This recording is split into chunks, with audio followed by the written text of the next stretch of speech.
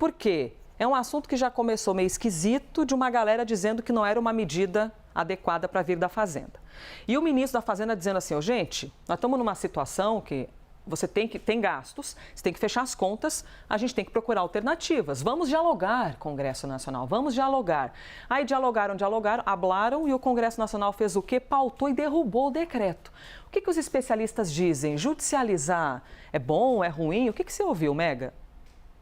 Bom dia, Elisa, Bom dia. Larissa. Bom dia para quem está com a gente mais uma semana aqui de Live CNN. A gente tem 3 pilares dessa discussão. O pilar da economia, né? Precisamos saber de onde que vamos tirar 12 bilhões de reais. Temos o pilar da política, porque judicializar essa questão demonstra uma elevação de tensão na avaliação do Congresso.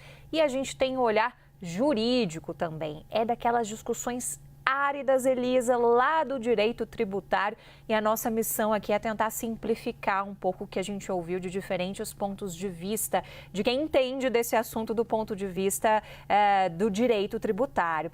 Então, tem uma avaliação de que seria muito complicado você ter do Supremo Tribunal Federal uma análise que possa representar que o Supremo está legitimando o aumento de alíquotas, o aumento de imposto. Esse é um dos lados dessa discussão. É que um especialista estava me apontando, Isabel, vai ter gente com argumento para falar contra e com argumento para falar a favor. Daí essa dualidade, essa complexidade dessas discussões tributárias. Mas um especialista em específico que eu ouvi entende que o judiciário só poderia intervir em caso de alíquota confiscatória.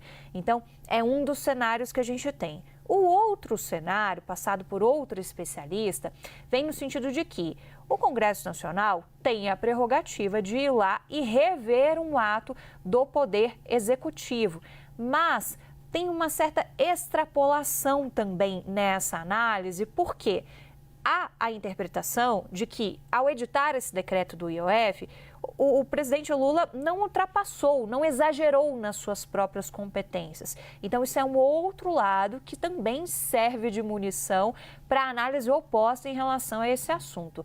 A parte jurídica está bem complicada e ela é importante de ser levada em consideração juntamente com a parte política. Então, o governo tem argumentos para bater no Supremo e conseguir uma vitória, assim como o outro lado também tem argumentos para dizer que o governo não está tendo total legitimidade em relação a essa discussão de querer ir contra algo que o Congresso Nacional decidiu depois. E, paralelo a isso, a gente tem a avaliação política, que pesa muito, justamente por aquilo que a gente já vinha trazendo na semana passada, de você fazer esse cálculo.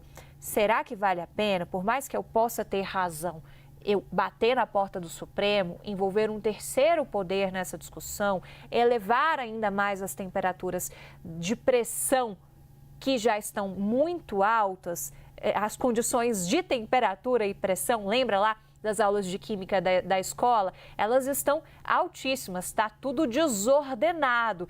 Então, é um cálculo político que precisa ser feito também. Hoje, a gente já tem esse assunto judicializado, mas não por uma ação do governo, e sim por uma ação do PSOL, que, ok, está lá na base aliada, dá uma forcinha, querendo ou não, nessa discussão. Mas você colocar a AGU nessa discussão, aí é um cálculo político que precisa ser feito, está sendo feito nesse momento, para a gente entender qual vai ser o próximo passo do governo em relação a esse assunto. Elisa.